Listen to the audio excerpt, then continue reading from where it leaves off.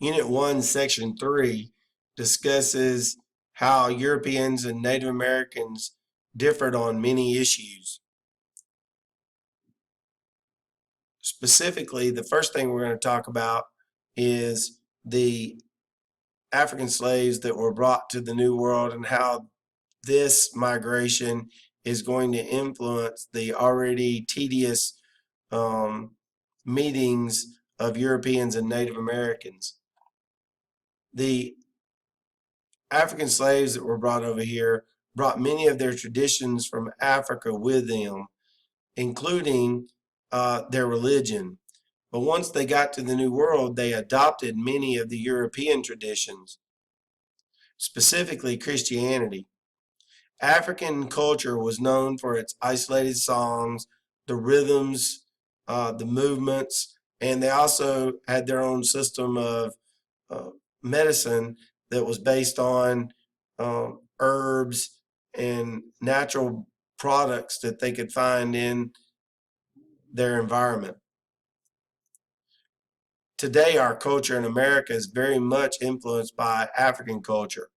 You have what's called Africanisms, and these are words that we use in our vocabulary, such as bug, phony, tote, funky, food, deep fat frying, gumbo, which is pictured here, is a food that was brought from Africa. And music, you've got chants, you've got yodeling, spirituals. You have roots, which is the name for the type of medicine that they brought with them.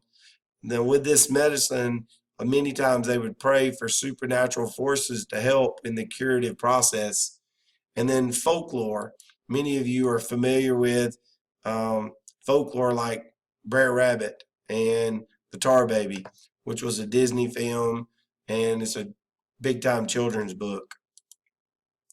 The story of Brer Rabbit was a African folk tale, and it was passed down by word of mouth from slave to slave, and it made its way into popular American culture.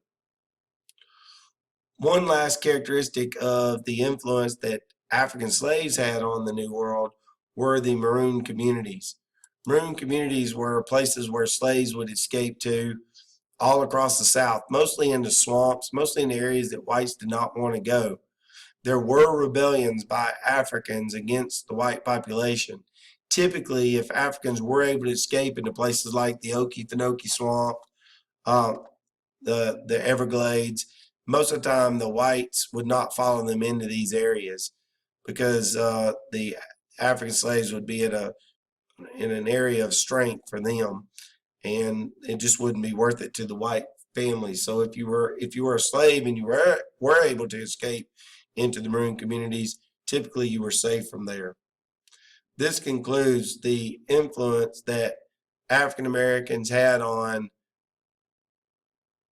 early European communities in the New World.